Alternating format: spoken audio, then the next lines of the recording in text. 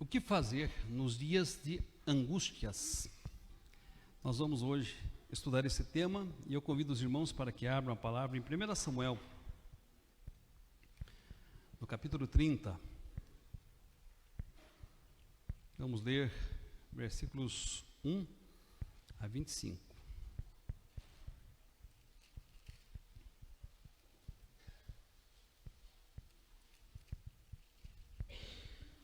Primeira Samuel, capítulo 30, versículos 1 a 25.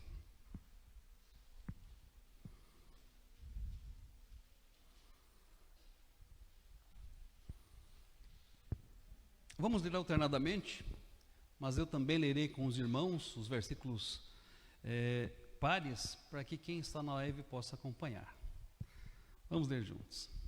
Sucedeu, pois, que chegando Davi e os seus homens ao terceiro dia a Ziclague, já os amalequitas tinham dado com ímpeto contra o sul e Ziclague, e a esta ferido e queimado.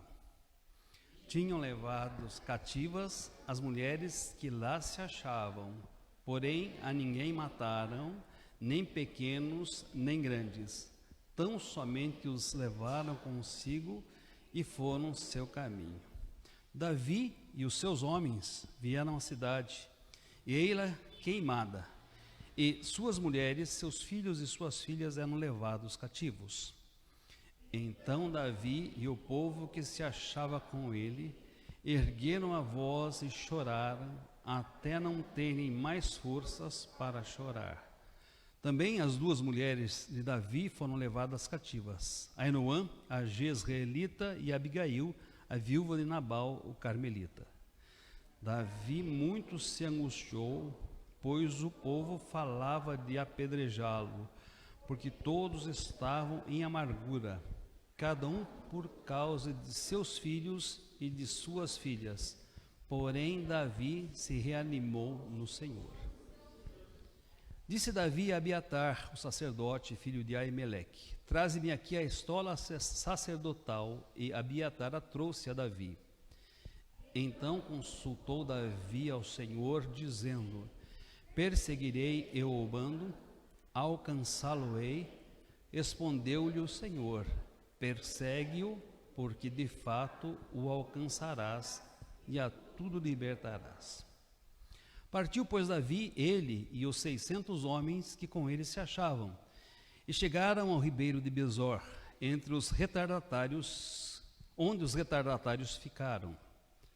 Davi, porém, e 400 homens continuaram a perseguição, pois que 200 ficaram atrás, por não poderem, de cansados que estavam, passar o ribeiro de Besor. Acharam no campo um homem egípcio e o trouxeram a Davi. Deram-lhe pão e comeu, e deram-lhe a beber água. Deram-lhe também um pedaço de pasta de figos secos e 2 cachos de passas. E comeu, e recobrou então o alento, pois havia 3 dias e 3 noites que não comia pão, nem bebia água. Então lhe perguntou Davi: de quem és tu e de onde vens? Respondeu o moço egípcio: sou servo de um amalequita, e meu senhor me deixou aqui porque adoeci há 3 dias. Nós demos com ímpeto contra a banda do sul dos queretitas, contra o território de Judá e contra a banda do sul de Calebe, e pusemos fogo em Ziclague. Disse-lhe Davi: poderias, descendo, guiar-me a esse bando? Respondeu-lhe: jura-me por Deus que me não matarás, nem me entregarás nas mãos do meu senhor, e descerei e te guiarei a esse bando.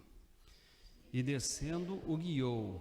Eis que estavam espalhados sobre toda a região, comendo, bebendo e fazendo festa por todo aquele grande despojo que tomaram da terra dos filisteus e da terra de Judá. Feriu-os Davi, desde o crepúsculo vespertino até à tarde do dia seguinte. E nenhum deles escapou, senão só 400 moços que, montados em camelos, fugiram. Assim Davi salvou tudo quanto haviam tomado os amalequitas, também salvou as suas 2 mulheres. Não lhes faltou coisa alguma, nem pequena nem grande, nem os filhos, nem as filhas, nem o despojo, nada do que lhe haviam tomado. Tudo Davi tornou a trazer. Também tomou Davi todas as ovelhas e o gado, e o levaram diante de Davi, e diziam: este é o despojo de Davi. Chegando Davi aos 200 homens, que de cansados que estavam não o puderam seguir e ficaram no ribeiro de Besor, estes saíram ao encontro de Davi e do povo que com ele vinha. Davi, aproximando-se destes, o saudou cordialmente. Então todos os maus e filhos de Belial, dentre os homens que tinham ido com Davi, responderam e disseram: visto que não foram conosco, não lhe daremos do despojo que salvamos. Cada um, porém, leve a sua mulher e os seus filhos e vá embora. Porém Davi disse: não fareis assim, irmãos meus, com o que nos deu o Senhor, que nos guardou e entregou às nossas mãos o bando que contra nós vinha. Quem vos dará ouvidos, por qual dos que desceram a peleja, tal será a parte dos que ficaram com a bagagem. Receberão deste juntos. E assim, desde aquele dia em diante, foi isso estabelecido por estatuto e direito em Israel até o dia de hoje. Assim como os irmãos estão, vamos orar. Pai querido, nosso Deus, nosso Pai, nós te damos graças porque aqui estamos e podemos juntos adorá-lo com toda a nossa alma, com todas as nossas forças, com todo o nosso entendimento. Nos alegrou o coração estarmos na tua casa entre o teu povo, ó Deus. Estamos certos que em todas as coisas o Senhor tem um propósito, e muito especialmente através da tua palavra, porque o Senhor promete que ela não voltará vazia, ó Deus. Ela prosperará no propósito para o qual o Senhor a designou. Usa-me, Senhor, para que esse propósito se cumpra na vida dos irmãos que aqui estão, daqueles que ouvem a nossa live. Que, ó Deus, sejamos nós edificados, consolados, confortados e desafiados por este estudo da Tua Palavra nesta noite. É o que pedimos em nome de Jesus. Amém. Conserve a Bíblia aberta, irmãos, por favor.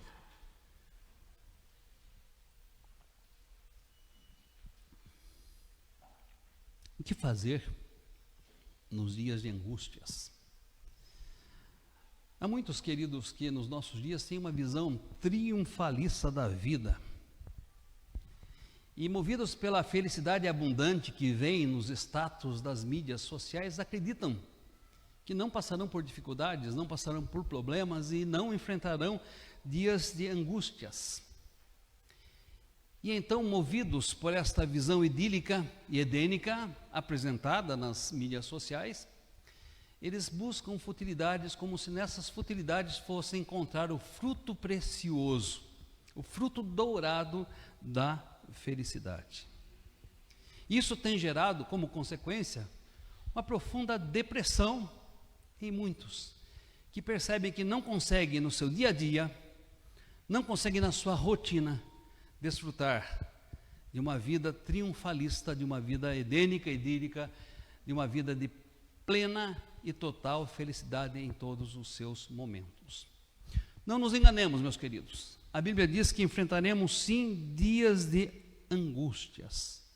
Por não acreditar nesses dias de angústias, ou talvez porque ao enfrentar esses dias de angústias não sabem o que fazer, muitos adoecem. Adoecem fisicamente, adoecem emocionalmente. Nesses tempos pós-pandêmicos, a nossa sociedade está adoecida, fisicamente e emocionalmente. E então, torna-se muito importante estudar este texto e esse tema. O que fazer nos dias de angústias? Eu quero que você reflita sobre isso comigo, olhando para a palavra de Deus nesta noite. O que fazer nos dias de angústias? Primeiro ponto, permita-se sentir as perdas inesperadas. Permita-se sentir as perdas inesperadas. O primeiro conselho que eu ouvi do pastor Raimundo Nunes dos Santos após o falecimento da Márcia, mãe do Géser e da Jéssica, foi: pastor, não queira ser super-herói. Porque eu recebi esse conselho de um pastor tão experiente, tão calejado no ministério como o reverendo Raimundo Nunes dos Santos. O que ele queria dizer com isto? Ele queria dizer que eu deveria admitir a dor, que eu deveria admitir o luto, eu deveria admitir os momentos de tristeza e os momentos de angústia, que eu não deveria querer ser um super-herói, que eu não deveria subliminar ou tentar esconder esta emoção. Meus amados, eu não segui esse conselho. 15 dias depois, eu estava frente à igreja, pregando a palavra de Deus e tentando levar avante o ministério. E qual foi o preço disso? Foi 1 ano e meio de depressão, a tal ponto de eu ficar, literalmente, com o rosto em terra, com o rosto no pó.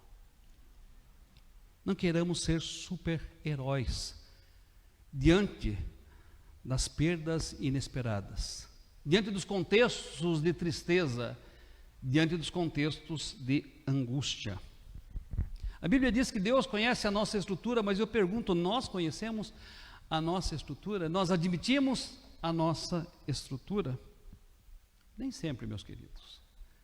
Desde a entrada do pecado no mundo, certamente enfrentaremos situações de angústia, certamente enfrentaremos perdas inesperadas, certamente nós enfrentaremos contextos em que vamos passar por intensa tristeza.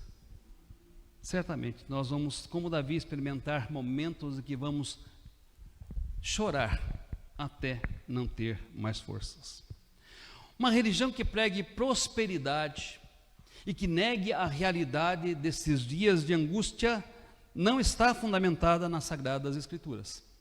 Não é bíblica, não é saudável, não promove saúde espiritual. Por quê? Porque a Bíblia mesmo afirma que muitas são as aflições do justo. Os irmãos já leram esse texto? Salmo 34, 19. Muitas são as aflições do justo. E é um outro versículo que com certeza nós nos lembramos: no mundo tereis aflições, palavras do próprio Senhor Jesus Cristo. Notem a situação de Davi nesse texto em análise. Ele já havia sido ungido rei, mas estava sendo perseguido como um criminoso por Saul. E a perseguição de Saul era implacável, era impiedosa. Saul, um homem que havia sido ungido rei, Saul, um homem que poderia ser o grande líder à frente da nação israelita, Saul que governou por 40 anos, este perseguia a um jovem que havia sido ungido rei. Para salvar a sua vida, ele se refugiou entre os inimigos de Israel, os filisteus, numa cidade que ele conquistou chamada Ziclac. Os filisteus eram inimigos históricos de Israel, e pense na situação de vulnerabilidade de Davi, perseguido pelo rei de Israel, num território dos inimigos viscerais dos israelitas, os filisteus. Certamente, o tempo todo, ele era visto com desconfiança por muita gente. Embora o rei de Gat o visse com bons olhos, era uma exceção. Muitas pessoas olhavam para ele e diziam: o que esse estrangeiro está fazendo entre nós? O que esse inimigo judeu está fazendo em nosso território? Se os irmãos voltarem um pouco os olhos ao texto anterior, perceberão que Davi, para ganhar a vida, estava agindo juntamente com seu exército de 600 homens como mercenário. Ele estava lutando para os filisteus.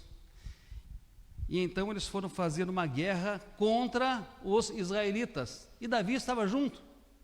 Mas os príncipes dos filisteus disseram: por que está levando esse estrangeiro conosco? Por acaso ele não se voltará contra nós? E assim não aceitaram que Davi e o seu bando seguissem com ele para a guerra. E então voltaram para casa. Voltaram para casa.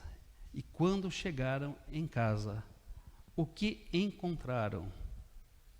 Eles encontraram o acampamento sitiado. O cenário que eles observaram foi arrasador.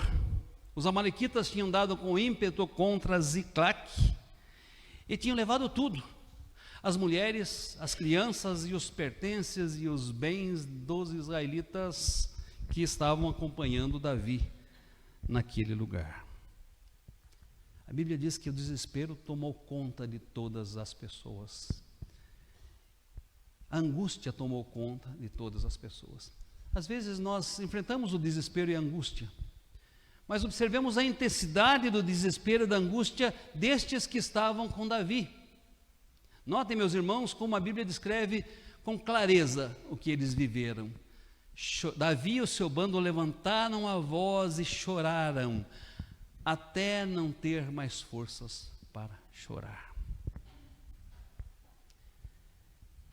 Certamente, nós enfrentamos situações e contextos, meus amados, onde perdas inesperadas nos afetam. Certamente, muitas vezes, enfrentamos também a tristeza, a dor, mas note a intensidade dessa dor, dessa tristeza, que pode ser, talvez, a tristeza de alguém que aqui está, de alguém que me assiste. Choraram até não ter mais forças para chorar. A amargura de Davi se tornou mais intensa ainda porque os homens que estavam com ele buscavam um culpado e, olhando para Davi, queriam apedrejá-lo por causa da amargura do seu coração, por causa da amargura do seu espírito, como se apedrejando Davi pudessem aplacá-la.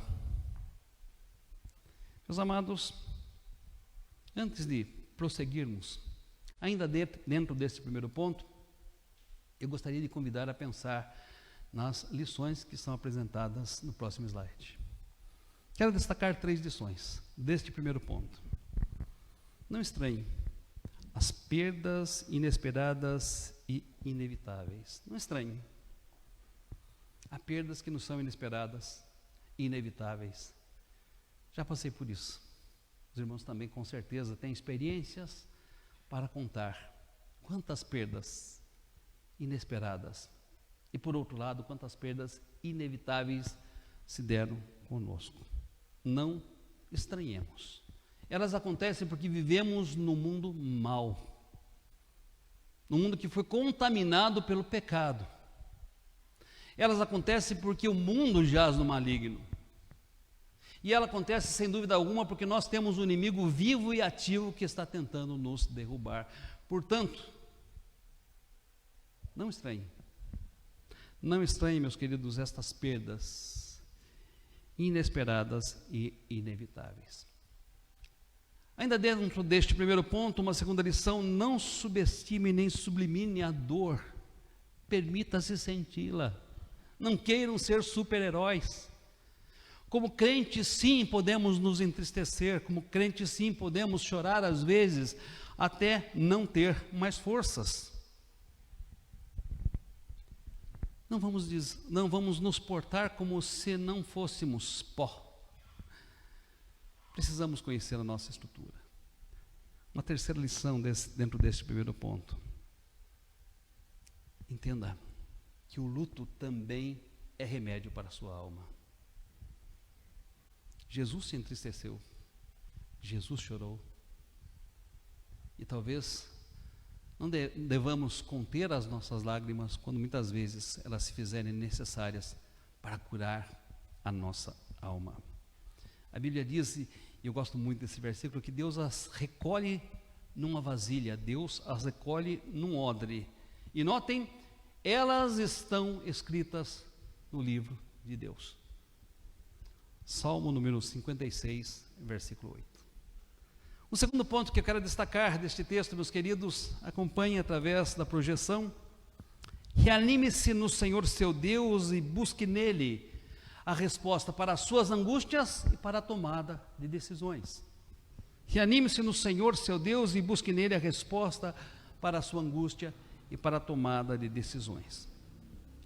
Já vimos que o luto e as lágrimas não são anormais na nossa vida, mas notem, eles têm e devem ter um tempo de duração. Vou frisar, eles têm e devem ter um tempo de duração. Observem o que dizem os versículos 6 a 8. Davi muito se angustiou, pois o povo falava em apedrejá-lo, porque todos estavam em amargura, cada um por causa dos seus filhos e filhas. Porém, Davi reanimou-se no Senhor, seu Deus. Davi disse a Abiatar, o sacerdote, filho de Aimeleque: traze-me aqui a estola sacerdotal. E Abiatar a trouxe a Davi. Então, friso essas palavras: consultou o Senhor, dizendo: perseguirei o bando, alcançá-lo-ei. Respondeu-lhe o Senhor: persegue-o, porque de fato o alcançarás e a tudo libertarás. 1 Samuel 30, 6 a 8. Notem a ordem que esses versículos aparecem. Isso chamou a minha atenção ao estudar este texto. Primeiro, Davi se reanima no Senhor, e depois ele consulta a palavra de Deus para saber o que deveria fazer e se deveria fazer. Não parece estranho isso? O normal seríamos esperar que Davi consultasse ao Senhor e depois de ter a resposta favorável do Senhor, reanimar-se no Senhor. Não é isso? Mas o texto nos diz que Davi reanimou-se no Senhor, seu Deus. E depois então, pediu que lhe trouxessem a estola sacerdotal, e Abiatar o fez, e ele então consultou o Senhor, dizendo: perseguirei o bando, o Senhor me entregará em minhas mãos. E Deus disse: persegue-o, eu te entregarei nas minhas mãos, e nada do que foi tirado ficará sem ser trazido de volta. Essa ordem é interessante. Esta ordem é interessante. O que isso significa, meus amados? Que colocar um porém em nossa angústia é uma decisão que nós devemos tomar antes mesmo de sabermos se Deus vai ou não mudar as circunstâncias da nossa vida. Antes de saber se Deus vai ou não resolver aquilo que nos amargura e que nos traz aflição. Mas como podemos fazer isto? Lembrando-se de quem é o nosso Deus, lembrando-se de quem nós somos. Porque Davi conseguiu se reanimar. Ele reanimou-se olhando para suas próprias forças, para suas próprias estratégias, para sua própria capacidade. Ele orou, ele se reanimou porque ele tinha planos de guerra contra os amalequitas e porque ele pensou que poderia trazer de volta pelo menos algumas das mulheres, algumas das crianças e parte do que foi levado. Não. Davi reanimou-se no Senhor, seu Deus. Meus queridos, se cremos num Deus, ainda que a figueira não floresça, podemos nos reanimar nele. Ainda que não haja fruto na vida, podemos nos reanimar nele. Ainda que os rebanhos mintam e não produzam, podemos nos reanimar nele. Ainda que a nossa oração não seja respondida, podemos nos reanimar nele. Ainda que as perdas sejam definitivas, podemos nos reanimar nele. Davi reanimou-se no Senhor, seu Deus. Nos reanimamos no Senhor nosso Deus quando nós lembramos quem Ele é e quando nós lembramos quem nós somos. Isto é um ato de fé. Isso, meus amados, é um ato de fé. Aprendemos com o salmista, ou com os salmistas, filhos de Asaf, que devemos questionar o nosso abatimento, que devemos questionar a nossa prostração. E por que devemos questionar? Porque são anormais? Não, porque podemos nos sentir abatidos e prostrados momentaneamente, podemos, como os homens de Davi, chorar até não ter mais forças, mas devemos questionar sim, porque o cenário na vida do cristão não é só abatimento, a prostração e angústia. Se nós temos um Deus, Deus é um Deus que muda a nossa história. Por que estás abatida, ó minha alma? Os filhos de Asaf perguntavam. Porque te perturbas dentro em mim. Espera em Deus, pois ainda o louvarei a Ele, o meu Deus e o meu refúgio. Você já fez isto? Questionou-se em sua angústia, em seu abatimento, em sua prostração? E ao questionar-se, lembrou-se de quem é o seu Deus? Você trouxe conselhos à sua alma dizendo: espere em Deus. Você olhou para o futuro com perspectivas positivas dizendo: ainda o louvarei, a Ele, meu Deus, a Ele, o meu rochedo, o meu Redentor. Tendo se lembrado de quem era Deus e quem Ele era, Davi consulta então o Senhor para tomar a decisão. E Deus lhe assegura que, ao perseguir o bando, conseguiriam trazer tudo de volta, nada, absolutamente nada seria perdido. E então me lembro de alguns versículos na Bíblia, eu quero trazer à memória dos irmãos. Citei a primeira parte de propósito do Salmo 34, versículo 19. Os irmãos se lembram qual era a primeira parte? Muitas aflições, muitas são as aflições do justo, mas tem uma segunda parte. Qual é a segunda parte? Mas o Senhor de todas o livra. Citei também a primeira parte das palavras de Jesus Cristo. No mundo tereis aflições, mas tende bom ânimo, eu venci o mundo. E eu quero citar um outro texto que acho maravilhoso. Porque não passa de um momento a sua ira, o seu favor dura a vida inteira. Ao anoitecer, pode vir o choro, mas a alegria vem pela manhã, porque a tua graça é melhor que a vida. Ah, meus queridos, quando nós cremos em Deus, certamente experimentamos mudanças transformadoras, às vezes das circunstâncias, porque Deus age. E devemos crer que Deus age, transformando circunstâncias que nos são adversas. Mas às vezes Deus nos liberta das nossas aflições, fazendo-nos fortes para enfrentá-las e superá-las, trazendo o seu conforto e o seu consolo, mostrando-nos alternativas que antes não divisávamos, não enxergávamos, mas que estão à nossa frente. Desse segundo ponto, próximo slide, os irmãos terão os desafios para a minha vida e para a sua vida. O primeiro deles, coloque um limite na sua amargura, coloque um limite no seu luto. É difícil, eu sei. Eu sei como é difícil. Mas coloque um limite na sua amargura. Coloque um limite no seu luto. Lembre-se de quem é Deus. O Deus que você crê. O Deus que é o seu Deus. E reanime-se no Senhor, seu Deus. Segundo item, reanime-se como um ato de fé. Reanime-se antes de ter a certeza de que o que foi perdido será achado. Reanime-se antes de saber se as circunstâncias serão ou não como antes.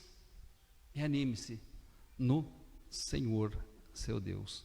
Reanime-se pela fé. Creia. Terceira lição, busque em Deus a solução para as suas angústias e inquietações e a resposta do como agir. Será que fazemos isto sempre? Diante de contextos em que choramos até não ter mais forças, que conselhos nós ouvimos? Das pessoas que estão ao nosso redor? Das circunstâncias? Ou ouvimos o conselho que vem da palavra de Deus? A quem nós estamos ouvindo? Em quem nós estamos buscando a resposta nestes contextos de amargura, de aflição e de lágrimas? Busque em Deus a resposta para as suas angústias. Busque em Deus a orientação para as decisões que você deve e tem que tomar. Porque Deus, meus queridos, Deus nos dá respostas. Terceiro e último ponto da nossa meditação. Faça a vontade de Deus, orientado pelos seus valores e propósitos. Há 3 cenas nesse texto, os irmãos perceberam? Primeira cena, tragédia. Davi e seus homens desesperados, angustiados e chorando até não ter mais forças. Versículo 4.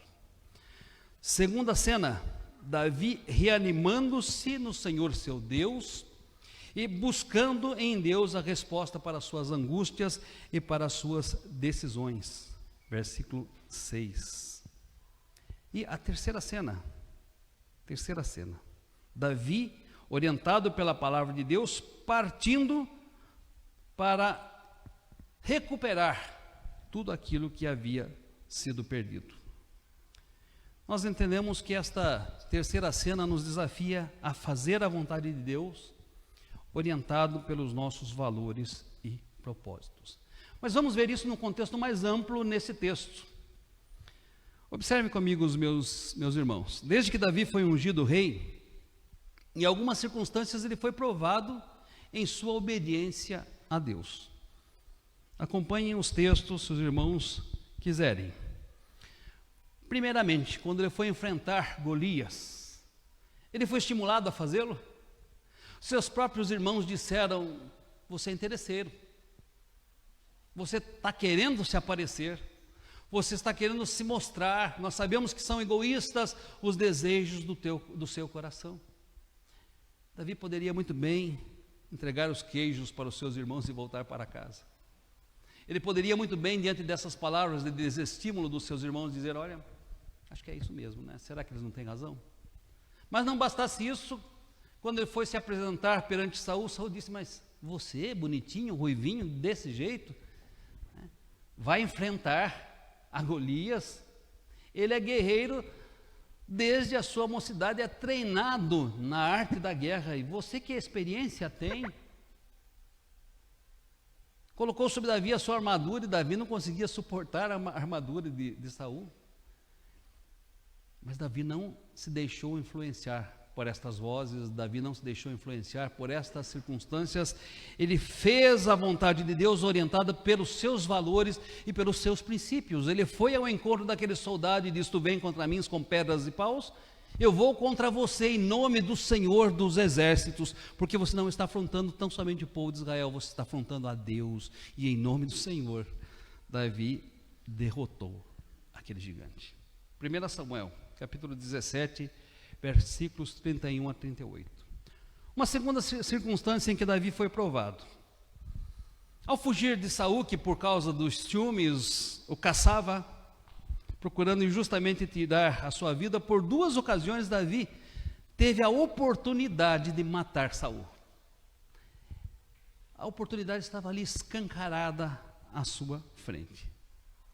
Abisai, um dos seus soldados, disse assim: olha a sutileza do conselho, olha a sutileza do conselho. Deus te entregou hoje nas tuas mãos o teu inimigo. Deixa, pois, agora encravá-lo com a lança no chão. De um só golpe não será necessário o segundo. E Davi poderia ter pensado: pois não é verdade? Está me perseguindo desde que eu fui ungido rei. Está me perseguindo por ciúmes, está me perseguindo injustamente. Deus me entregou em minhas mãos, e nem sou eu que vou matá-lo. Então, Abisai, vai lá e faça o serviço. Davi não se deixou influenciar pela oportunidade, pelo conselho ímpio, ainda que tomando do nome de Deus. Davi não se deixou influenciar, ele foi guiado pelos seus valores, ele foi guiado pelos seus princípios, ele foi guiado pela palavra de Deus. E ele respondeu da seguinte forma: não o mates, pois quem haverá que estenda a mão contra o ungido do Senhor e fique inocente? 1 Samuel, capítulo 26, versículo 9. Qual seria a nossa reação diante de uma circunstância semelhante? Há muitos abissais que nos dão conselhos aparentemente piedosos em momentos em que decisões importantes precisam ser tomadas. Temos ouvido a estes abissais que, usando em vão o nome do Senhor, nos aconselha a fazer aquilo que o Senhor não recomenda e nem aceita em sua palavra.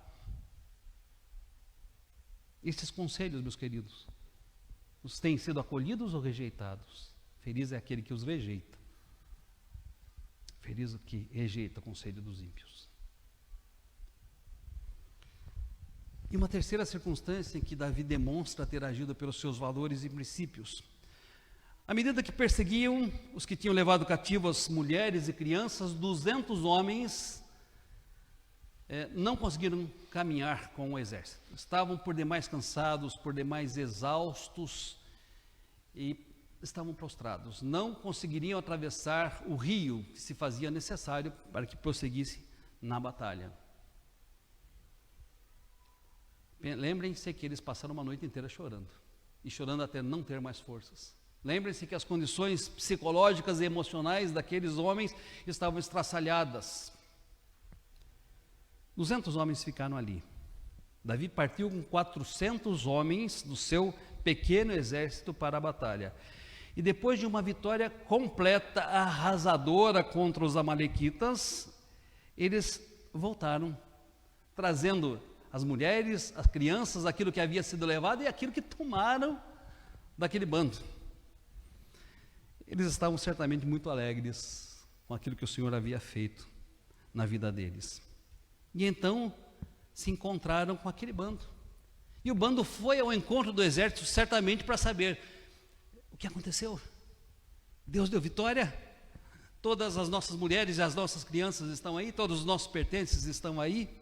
Diz o texto que Davi o saudou cordialmente. Mas havia entre o bando de Davi, entre aqueles 400 homens, alguns filhos de Belial, alguns homens das trevas. E eles disseram: nós não vamos dar a vocês despojo que nós conseguimos lá. E é interessante que ao pegar o despojo, disseram despojo de Davi, mas depois queriam administrar. Nós não daremos a vocês o despojo que nós colhemos lá, porque vocês não foram à guerra conosco, vocês ficaram aqui. Nós fomos lá, nós enfrentamos os perigos, nós enfrentamos as batalhas, nós enfrentamos os inimigos, nós os derrotamos, nós conseguimos trazer as mulheres e as crianças, nós conseguimos tomar desse despojo, vocês não terão parte conosco. Davi teve hombridade e coragem suficiente para agir seguindo pelos seus valores e pelos seus princípios. Disse aquele homem: não fareis assim, irmãos meus, com o que nos deu o Senhor. Observem o reconhecimento de que quem deu foi o Senhor, que nos guardou e entregou às nossas mãos o bando que contra nós vinha. Tal é a parte dos que desceram a peleja, tal será a parte dos que ficaram com a bagagem, receberão partes iguais. Meus queridos, olhando para este servo de Deus, podemos dizer maturidade espiritual. Eu estava estudando este assunto e há um termo novo que diz inteligência espiritual. De fato, maturidade e inteligência espiritual podem ser percebidos aqui na atitude de Davi em agir mesmo pressionado, mesmo sob circunstâncias difíceis, conforme os seus princípios, conforme os seus valores. Louvado seja Deus, porque não fez Davi isso baseado em si mesmo, mas fez isto porque era um vaso, um instrumento nas mãos de Deus. Fez isso porque estava pleno do Espírito Santo. Meus amados, as últimas lições desta noite, acompanhem nesse último slide. Nós precisamos não somente conhecer a vontade de Deus para tomar decisões. Ninguém ouse tomar alguma decisão sem consultar a Deus, sem consultar a palavra de Deus, sem receber a resposta de Deus e sem perceber se há paz no seu coração e sem perceber se as portas se abrem ou se fecham. Ninguém tome decisões sem conhecer a vontade de Deus e a sua orientação. Mas somos desafiados a mais do que isto, a agir uma vez que conhecemos a palavra de Deus.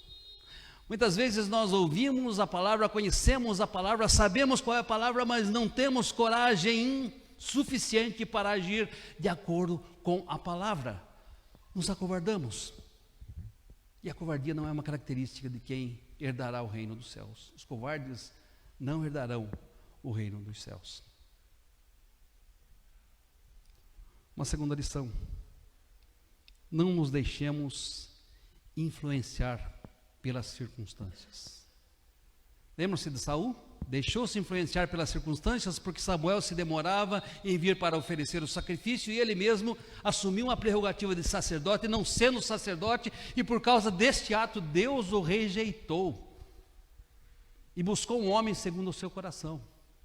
Não nos deixemos orientar pelas circunstâncias, também não nos deixemos nos orientar pelos conselhos ímpios, vejam, dados até mesmo usando-se o nome de Deus. Não nos deixemos orientar, nos guiemos pelos nossos valores, nos guiemos pelos nossos princípios aprendidos na palavra de Deus. Sejam eles os referenciais para as nossas superações e para as nossas decisões. E um terceiro muito importante: entendamos que maturidade espiritual ou inteligência espiritual não é um status definitivo. Aí eu cheguei a um ponto em que eu sou maduro espiritualmente. Aí eu cheguei a um ponto em que eu sou inteligente espiritualmente. Não, meus queridos, não entendamos que isso se constitui um status definitivo.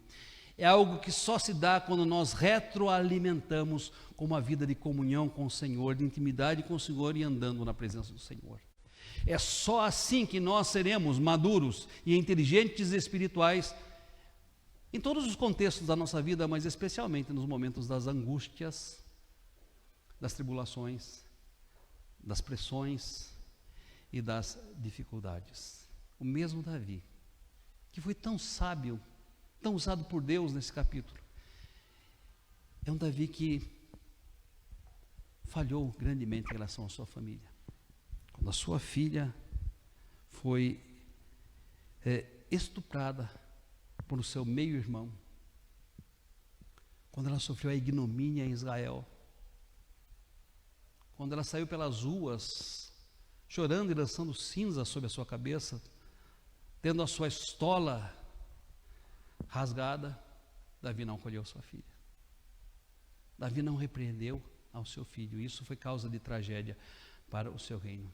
E eu pergunto por quê? Dois momentos tão antagônicos na vida de um servo de Deus. Porque não existe um status de maturidade ou de espiritualidade definitivo. Isso só se mantém